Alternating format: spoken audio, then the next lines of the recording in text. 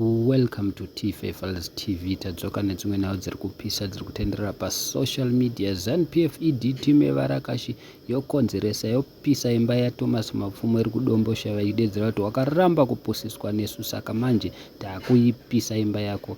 Imba yaThomas Mapfumo yekudombosha yapiswa zvichitevera kuramba kwaakaita $5,000 nemota kubva kuna Sewik Nechivhayo nevanofungidzira kuti vamiriri vebato reZANU-PF. Mapfumo ati izvi hazvimushamise ndi ndizvataurwa naThomas Mapfumo, ari kuti iye vazukuru vake vakatyisidzirwa nevanhu vasingazikanwe nguva pfupi yadarika iyi.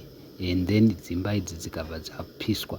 Munongoziva mega Thomas Mapfumo anga achiimba ngoma dzechimurenga madhezi akudhara, saka Sewik akambodedzera kuti aiwa uya tikupe mota nemba akaramba. Munongoziva mega ZANU-PF haidi munhu anoramba nozviti akangwara kudarika ivo, saka manje imba yake yapiswa. Ndozvazvakutaurwawo nevazukuru vambuya Nehande, vamwe vachimirana Thomas Mapfumo, vamwe vanhu vachiti imi haisi ZANU-PF, musataure kwamusina kuswera. Aripo mumwe munhu auya akati iye it's written ZANU-PF all over it. Varakashi ndo maitiro apo. Mumwe munhu akati we all know who is behind this, it's a shame.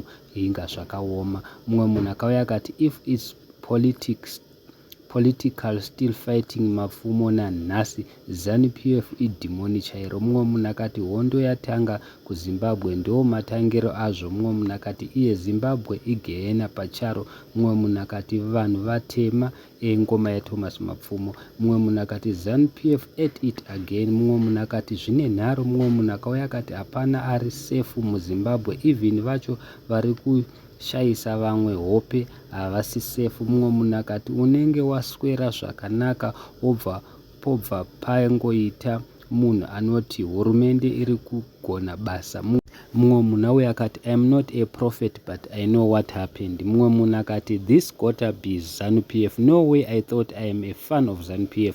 Mumwe munhu akati zviri pachena izvi. Mumwe munhu akati dzimba dzagara dzinongotsva wanesiyanai neZANU-PF. Mumwe munhu uya akati they bent it like Mujuri story. So andizi guys unoti kudini hazo, please comment down below. Asisu T-Faithfuls tinongotaurawo nesuwo zvatinenge tichiona zviri pachena, ndezvekuti iZANU-PF timu yaVarakashi yapisa because vaMapfumo vakaramba kutengerwa mota nemba, saka ZANU-PF haidi munhu anozviti akangwara kudarika ivo, nabva yabva yakonzeresa. So guys please comment down below. Imba yavaMapfumo iri kudomboshava yapiswa. Vazukuru vari kudedzera kuti isati yapiswa kwakamboya vanhu vakambovavhundutsira zvisingaite. Thank you so much guys, don't forget to subscribe.